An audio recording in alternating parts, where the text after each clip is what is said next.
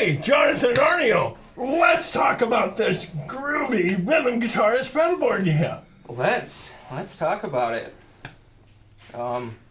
It's way more than I need. It's way more than I use.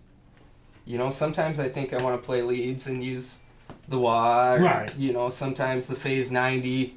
That helps cut out bad notes if I got a solo. Right, You exactly. know, Yeah. Covers it up nice. Right. But, you know, I run straight into the TU3. Okay. And then into the Jerry Cantrell wah. Oh, nice. And then we go to the TS-808 Tube Screamer. Nice. And then into the Riot pedal, which I like it, but I don't love it. Remind us what the Riot is. It's just a heavy distortion pedal. Okay, all right. And it's good. Just not my favorite in the world. Okay, but, all right. And then we go into this Caroline Olympia Fuzz, which I want to switch out, but it's really cool. A guy makes them out of his garage in Charlotte, North Carolina. Okay. And they're cool, but you don't get a lot out of it. I do have to point out, though, that we should seriously consider any modifications to this pedal board because you just, aesthetically, you really have it right now. Yeah, it does look pretty, doesn't it?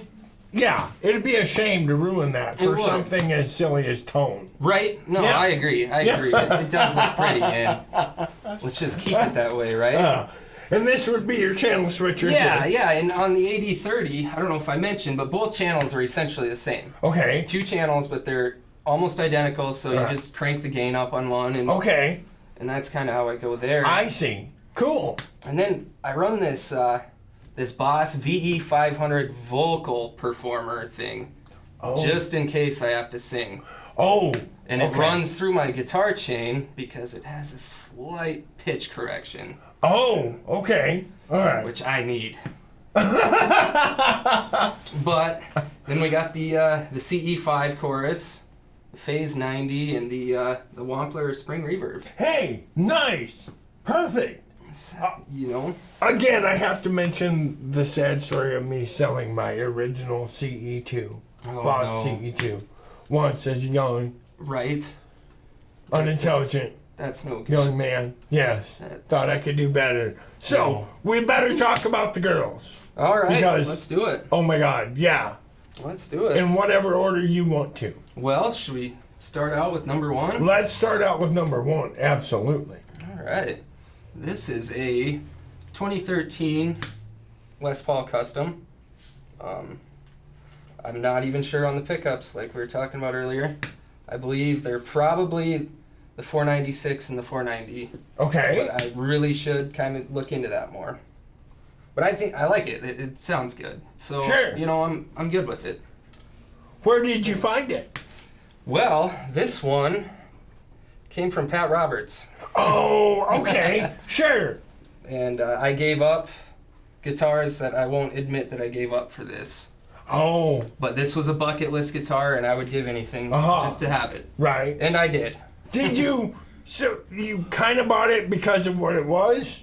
Well, I've wanted a Gibson Les Paul Custom. Right. In black since I was, 14 years old. Right. Sure. And it's hard to buy one. Right. You know. But what I'm saying is when you picked it up in person, did you fall in love with that guitar? Oh, absolutely. You did? Absolutely. Oh, yeah. Yeah. Is it, would you say your easiest playing? I would say so. Yeah. Honestly, yeah. Yeah. Yeah. And it seems to be a great rhythm guitar. It does what what you want. It does exactly what I want it to do. Nice. And, a sustain on a Les Paul, the control of a Les Paul is unlike anything else. Right. And especially in someone's hands that are much more talented than me. But Again, being modest, but okay. But, I mean, you have more control over a Les Paul than anything else. Does this particular one stay in tune pretty well? It does all right. Yeah. I mean, I'll level with you. A Mexican Fender will stay in tune better than a custom shop Gibson. Okay. But sometimes here on the Northern Great Plains, we subject our guitars, unfortunately, to elements that they may not be subjected to elsewhere. Is it kind of a diva? Do you got to watch it? It is a bit of a diva. Yeah. I mean, it needs love quite often. Well, that's the price we pay for love. It is. Or something. It is. It's almost Valentine's Day. When you have a guitar like this, you do it. Sure. Do what you need to do. We have been trying to shorten up these videos, so we better move on to the next guitar. We did not mention her name. Rachel. I love guitars that are named. Yes. Yeah. Absolutely. And you put it on the guitar. I did, And now we have Eileen. Hey. And they're both named after my sister-in-law that we lost here last May. And I just thought, maybe it would be kind of a nice tribute. Sure. To have a Rachel and have an Eileen guitar, I guess. Awesome. And here we are. Are those stickers or? They are stickers, Okay. and I don't think they're going anywhere. So tell us about Eileen. All right, well, Eileen is a 2006 Explorer. I walked into Presidential Pond one day, not looking for anything at all. We're never looking for anything. Never. I was bored. Right. And here I see this guitar on the wall, and I'm like, I've owned almost every Gibson model other than an Explorer. Right. So I was intrigued. Mm-hmm. I picked it up. And I'm like, intrigue is mortal. It is. Yeah. It is. Right. Absolutely. And sporadically enough, I just had to go home with it. I had no reason to, other than, hey, I haven't had one of these before. Sure. Yeah. But they're so much more comfortable to play than you could ever imagine. Which is shocking. It is. It's a truly shocking thing to say. Not so much sitting down, but once you're standing up, the center of gravity is absolutely perfect. Right. It just, everything about, they feel so good. Right. And it's weird. So I believe it was in 1958 that they came out. I could be wrong about that year. But they came out with the Flying V. Yep. And the Flying V actually was designed to be set down without a guitar stand. Sure. And so it wouldn't fall over. That was the actual practical reason. Really? But then somebody was like, hey, we can make these electric guitars any damn shape we want. Yeah. And so they came out with the Modern and the Explorer, where all three of them sold terribly. Okay. And it was mostly just to be rad and futuristic and sell guitars. Horrible commercial failure. But again, this thing should not be comfortable to hold. No, it shouldn't be. And And accidental success. Yeah, absolutely. They were just ahead of their time. Right. Yes. And you look great to the women in the front row with the beard. I hope so. Yes, absolutely. You look better than you would without one. Right. Let's put it that way. Well, even I would look better. I'll take that. You're kidding. You would.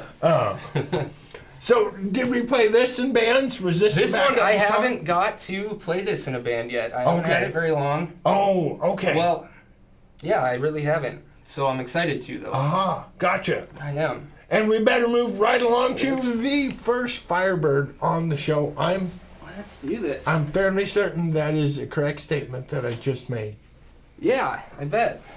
This is just a 2017 Studio. Okay. And I have put a lot of miles on this guitar. Okay.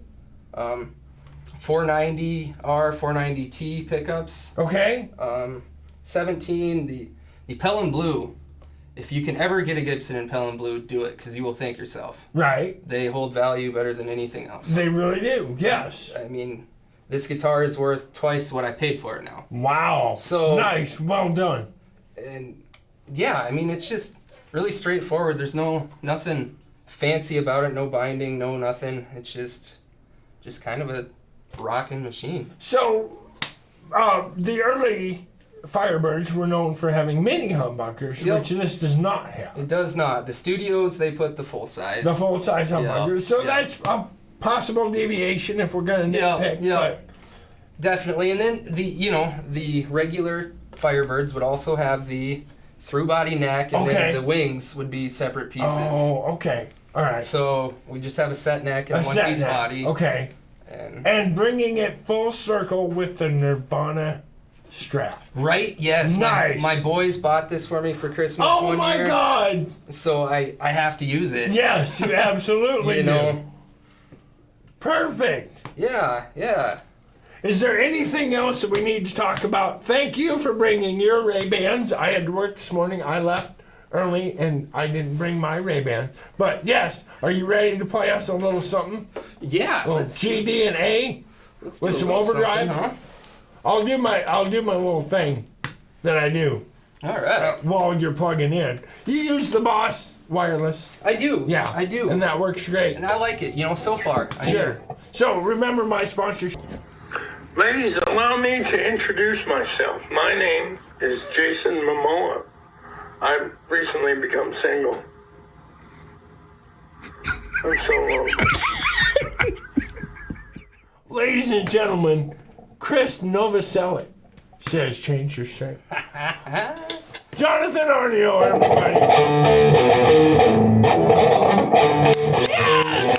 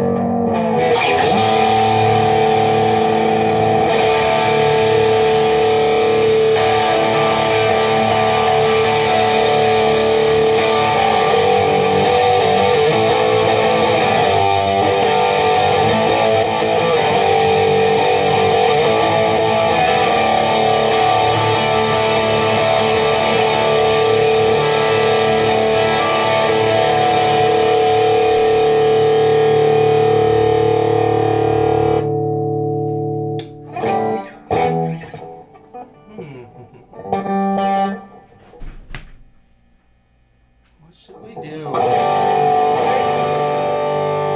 you know any AC/DC? I really don't.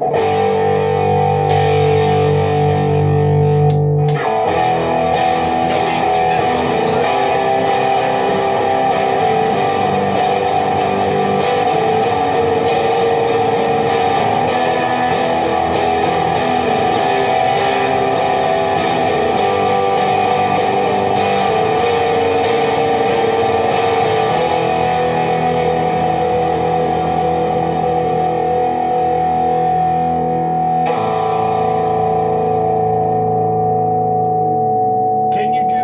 White Rabbit? Oh, I could. Let's do that and call her a day. All right. Yeah, let's do this real quick.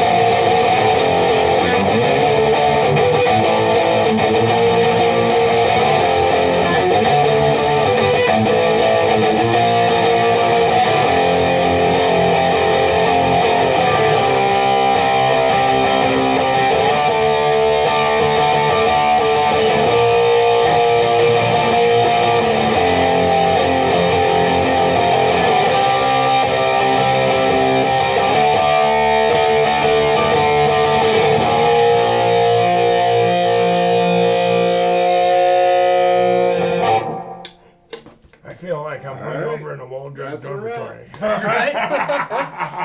Yeah, so you